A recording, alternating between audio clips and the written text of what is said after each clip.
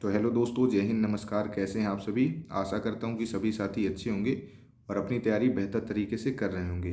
तो दोस्तों, जैसा कि हम लोगों को पता है कि एमपी टेट वर्ग 3 के जो आप लोगों की 30 नवंबर तक एग्ज़ाम कंडक्ट कराए गए, उसके बाद आप लोगों की 2 दिसंबर को ही आंसर की आ गई, जो बहुत जल्दी ही आ गई थी।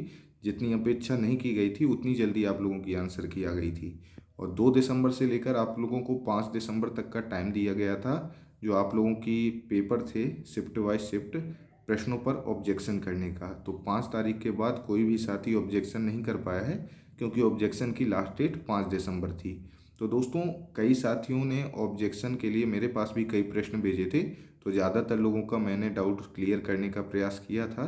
तो इसके अलावा दोस्तों, कई लोगों के ऑब्जेक्शन सबमिट करने के बाद भी कई सारे डाउट जो हैं अभी रह गए हैं, जो कि मेरे पास अलग अलग वीडियो में कमेंट में आ रहे हैं। तो पहले दोस्तों, मैं आप लोगों को वो डाउट बता देता हूँ कि वो डाउट हैं क्या, फिर एक एक करके हम लोग उन सभी डाउटों को क्लियर कर देंगे। तो पहले दोस्तों, आप लोगों को मैं प्रश्न बता दे रहा हूँ कि प्रश्न क्या है। मैंने लिख कर रख लिए हैं ताकि किसी भी साथी का कोई भी डाउट नहीं रह जाए। तो दोस्तों, पहला डाउट है कि कई साथी पूछ रहे हैं कि मैंने जैसे मान के चलिए किसी प्रश्न पर ऑब्जेक्शन नहीं लगाया, किसी प्रश्न पर, उसी प्रश्न पर मेरे अलावा किसी अन्य साथी ने ऑब्जेक्शन लगा दिया, तो क्या उसका फ़ायदा उसे भर मिलेगा कि मुझे भी मिलेगा? ये सबसे बड़ा डाउट है दोस्तों अभी तक का, जो कई साथियों में रह गया है। इसके अलावा दोस्तों, जो सेकंड डाउट है, तो ये पूछ रहे हैं सभी साथी कि आखिर वो कौन सी शिफ्ट थी जिसमें सबसे ज़्यादा प्रश्न गलत पाए गए हैं। ऑब्जेक्शन के दौरान किसमें सबसे ज़्यादा आपत्तियां लगाई गई हैं और किस शिफ्ट में सबसे ज़्यादा ऑब्जेक्शन पाए गए हैं।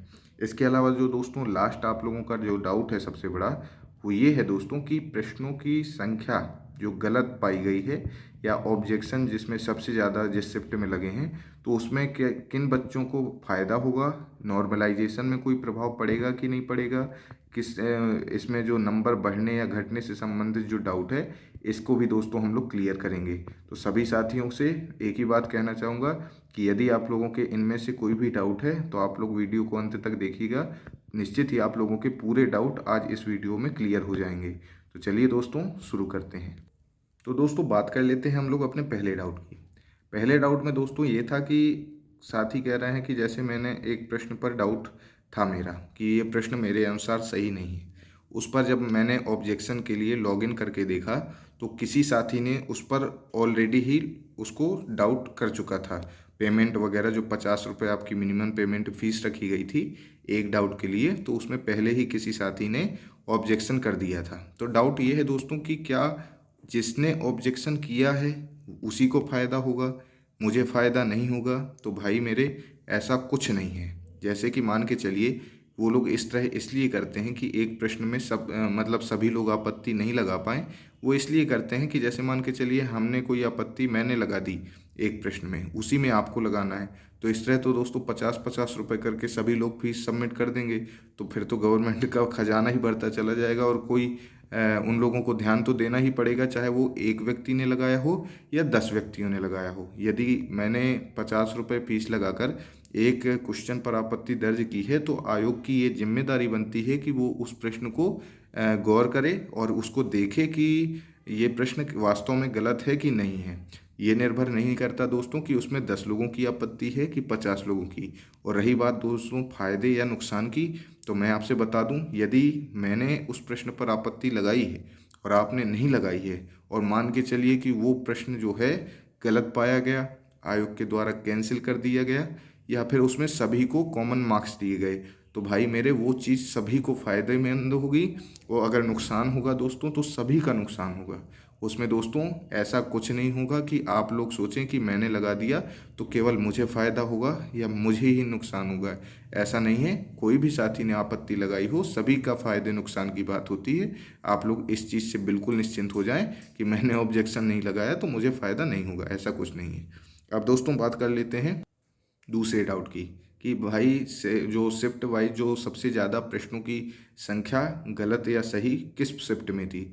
तो दोस्तों, मैं आप लोगों को एवरेज बताए दे रहा हूँ, क्योंकि सभी कुछ शिफ्टें हैं जिनमें हमें नहीं पता चल पाया कि किसी साथी ने कितने प्रश्नों पर ऑब्जेक्शन लगाया या टोटली सही तरीके से किन प्रश्नों में आपत्ति दर्ज करना उचित था।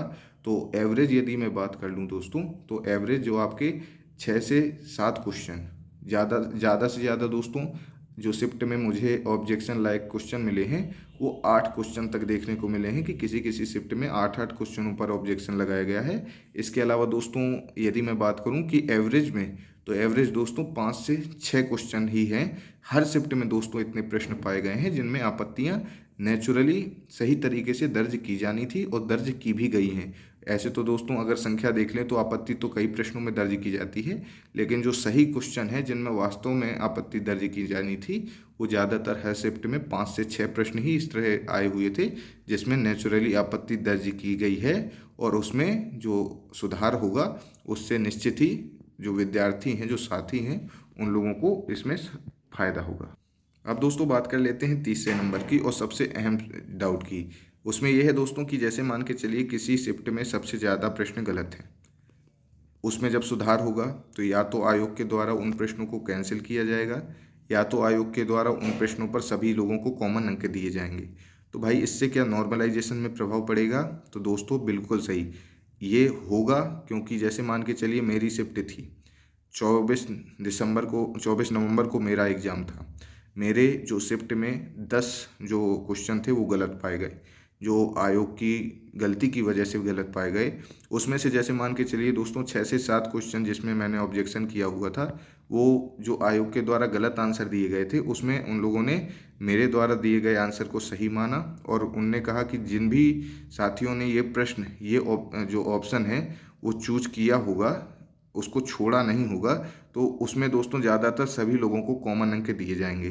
क्योंकि प्रश्नों की त्रुटि की वजह से यदि आप लोगों का जो प्रश्न है उसका उत्तर गलत होता है तो ये दोस्तों आयोग की गलती पाई जाती है, और आयोग की गलती की वजह से अधिकतर यही देखने को अभी तक मिला है कि उसमें कॉमन अंक ही प्रदान किए जाते हैं, काटे नहीं जाते हैं, यानी कैंसिल नहीं किया जाता है वो प्रश्न, कॉमन अंक ही प्रदान किए जाते हैं।